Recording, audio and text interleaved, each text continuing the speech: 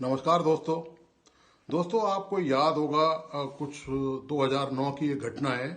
सांगानेर में वो घटना हुई। सांगानेर सीतापुरा इंडस्ट्री एरिया में वहाँ ऑयल डिपो में आग लग गई ऑयल में, और उसमें जो हादसा हुआ उसमें करीब 12 लोगों की मौत हो गई थी उस हादसे में। और वो भयंकर उसमें तबाही हुई, कई हजार करोड़ का उसमें नुकसान हुआ। उस पूरे मामले में जो अग्निकांड हुआ, उसमें जो हादसा हुआ था डिपो पे, उसमें पुलिस ने एफआईआर दर्ज करी और उसमें करीब 10 लोगों की गिरफ्तारी करी, जिसमें तेल कंपनी के महाप्रबंधक भी शामिल हैं। तो ये रेफरेंस मैं दोस्तों इसलिए दे रहा हूं कि भांकरोटा में जो हादसा हुआ, ऑयल टैंकर में जो टक्कर हुई, उसके बाद उसमें जो केमिकल के टैंकर में आग लग गई और करीब 1 दर्जन वाहन उसमें जल गए और 9 लोगों की उसमें मौत हो गई। इस घटना को करीब 1 सप्ताह करीब हो गया दोस्तों। एक सिंगल आदमी की अभी तक गिरफ्तारी नहीं हुई है। ये मैं बताना चाहता हूं कि इस पूरे मामले में केवल लीपापोती हो रही है और कुछ नहीं हो रही है। दरअसल 2009 की जो घटना थी, उस समय राजस्थान में मुख्यमंत्री अशोक गहलोत थे और ये जो ऑयल जो डिपो है ये केंद्र सरकार के अधीन आता है और केंद्र में भारतीय जनता पार्टी की सरकार थी। यानी कि विरोधी सरकारें थी। यहाँ पर कांग्रेस की सरकार थी और वहां पर भारतीय जनता पार्टी की सरकार थी। लेकिन आज स्थिति यह है कि दोनों जगह भाजपा की सरकार है, राजस्थान में भी और केंद्र में भी। और ये जो मामला है ये national highway authority of India से जुड़ा हुआ है, राष्ट्रीय राजमार्ग प्राधिकरण से। और इसमें जो सारा दोष माना जा रहा है, जो अधूरा छोड़ा गया काम जिसके कारण ये दुर्घटना हुई, वो राष्ट्रीय राजमार्ग प्राधिकरण को पूरा करना था। जो भी टर्न वहां पर जिस तरह से घुमाव होना था और जो जिस साइड से व्हीकल वहां पर निकलते हैं, लेकिन राष्ट्रीय राजमार्ग प्राधिकरण के अधिकारियों ने इसका कोई काम नहीं किया और उसको ऐसे ही आधा अधूरा दुर्घटना के लिए आमंत्रण देने के लिए छोड़ दिया। उसके बाद आप देखिए, चूंकि राष्ट्रीय राजमार्ग प्राधिकरण केंद्र सरकार के अधीन काम करता है और केंद्र में भारतीय जनता पार्टी की सरकार है, राजस्थान में भी भारतीय जनता पार्टी की सरकार है, मुख्यमंत्री भजनलाल शर्मा राजस्थान के मुख्यमंत्री हैं। तो आप ये देखिए कि ये जो चूंकि मामला यही यदि कांग्रेस की गवर्नमेंट होती, इस विश्लेषण का जो कारण है आज इतने दिनों बाद इस घटना के, मैं सिर्फ यही देखना चाह रहा था कि सरकार अब तक क्या क्या स्टेप उठा रही है।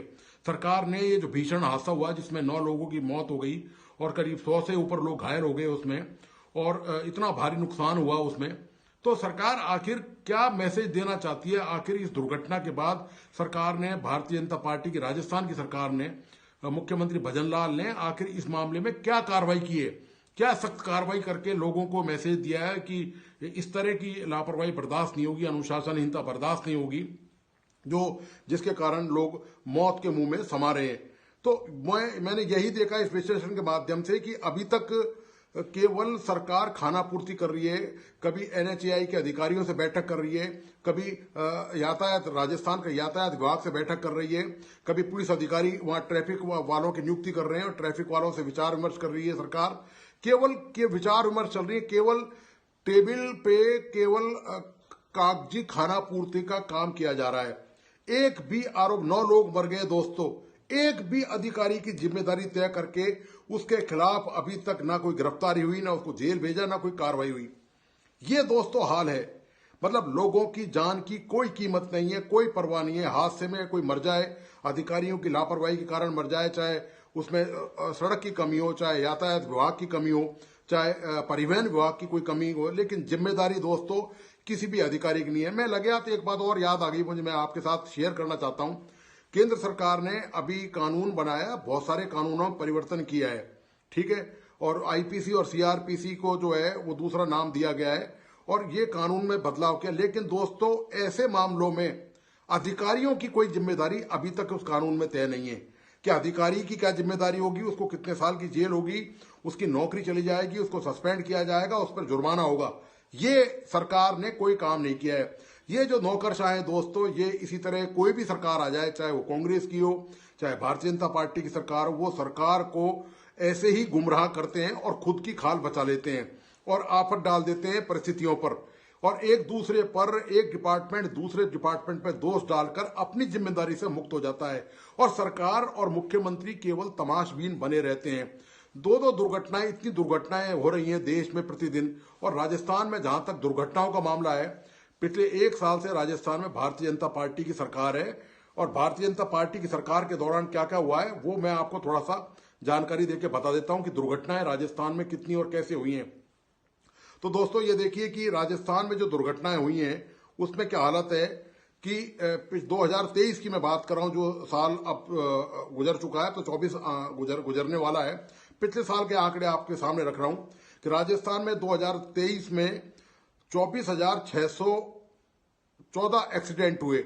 इनमें दोस्तों 11,762 लोग मारे गए, 11,000 चिराग बुझ गए। कोई पति मर गया, किसी का भाई मर गया, किसी का बेटा मर गया, किसी का दामाद मर गया। लेकिन दोस्तों सरकार गहरी नींद में है। राजनीतिक दल आते हैं चले जाते हैं, सत्ता बदलती है। ये दोस्तों एक ही थैली के चट्टे बट्टे नजर आते हैं, सबके सब। कोई किसी को परवाह नहीं है। एक जान की कीमत क्या होती है उस परिवार में जाकर देखना। देखिए सरकार, इसके नुमाइंदे जाकर, जिसका चिराग घर से बुझ गया है, उनके ऊपर क्या बीतती है, वो कैसे इस जख्म को पूरे जीवन नहीं भर पाते हैं। ये राजस्थान का हालत है दोस्तों। तो और दोस्तों ये जो जान गंवाने वाले हैं, जो आंकड़ा मैंने आपके सामने दिया है 11,762 लोगों का, इनकी उम्र देखिए आप। इनकी उम्र क्या है दोस्तों? 18 से 25 साल के युवा, 18 से 25 साल के 11,500 युवा दोस्तों एक्सीडेंट में मारे गए। और सरकार की सेहत पर पिछले 1 साल में जूं तक नहीं रहेगी। कोई अधिकारी सस्पेंड नहीं हुआ, किसी की गिरफ्तारी नहीं हुई, कोई कानून नहीं, कुछ नहीं। जो कानून बने वो सिर्फ खाल बचाने के लिए इनकी कानून बने। बाकी आपकी और हमारी जिम्मेदारी तय कर दी गई कि कानून में यदि आपने गड़बड़ करी, आम लोगों ने गड़बड़ करी, उनको जेल भेज देंगे, उनके खिलाफ FIR दर्ज कराएंगे, तत्काल कोई ना कोई कार्रवाई की जाएगी। ये हालत है दोस्तों। सरकार को कोई चिंता परवाह नहीं है राजस्थान में सड़कें कैसी हैं, कायदे कानून कैसे हैं, चाहे वो राष्ट्रीय राजमार्ग प्राधिकरण की सड़कें हों या राजस्थान सरकार की स्टेट हाईवे की सड़कें हों, उनके रखरखाव की, वहां नियम कायदे कानून की, प्रॉपर सांकेतिक यातायात के संकेत वहां लगे हैं कि नहीं लगे, प्रॉपर वहां सुरक्षा की व्यवस्था है कि नहीं है। जो राजस्थान में डार्क स्पॉट है, यानी कि जहां बारंबार दुर्घटनाएं होती हैं, उनको रोकने के लिए कोई उपाय नहीं किए गए। ये दोस्तों हालत है कि जब सत्ता बदल जाती है तब दोस्तों उम्मीद ये की जाती है कि सरकार पहले से बेहतर करेगी, लोगों की जीवन की सुरक्षा करेगी, लोगों को बेहतर सुविधाएं देगी। लेकिन दोस्तों हालात वही हैं जस के तस हैं, कोई अंतर नजर नहीं आता। कोई बड़ा हादसा होता है, सारे नेता आंसू बहाते हैं। सवाई मानसिंह स्टेडियम में जब घायलों से मिलने गए, नेताओं की वहां भीड़ लग गई। उल्टा वहां पर संक्रामक बीमारियों, जो मरीज हैं उनको संक्रामक, चूंकि इससे बचा के रखना था, लेकिन फिर भी वहां नेता सांत्वना देने पहुंचे, जबकि अस्पताल में नहीं जाना चाहिए था। और जो काम प्रैक्टिकली होना चाहिए था, जमीन पे होना चाहिए था, सड़कों पे होना चाहिए था, वो दोस्तों नहीं हुआ। राजस्थान में मैं आपको बता दूं कि मुख्यमंत्री का विधानसभा क्षेत्र जो है वो सांगानेर विधानसभा क्षेत्र है। और आप गोपालपुरा पर बाईपास पर ट्रैफिक की आप हालत देखिए। आप देखिए कितना बुरा हाल रहता है यहाँ पर ट्रैफिक का। कोई मैनेजमेंट नहीं, कोई परवाह नहीं। ये मुख्यमंत्री के विधानसभा क्षेत्र का हाल है। ये राजस्थान में हादसों का हाल है। राजस्थान पूरे देश में 6ठे नंबर पर आता है दोस्तों हादसों के मामले में। और ये हालत है कि हर साल हजारों लोग की जान जा रही है, लेकिन सरकार आराम से चादर तान के सो रही है, चाहे वो मुख्यमंत्री अशोक गहलोत रहे हों और चाहे वो मुख्यमंत्री भजन लाल हों।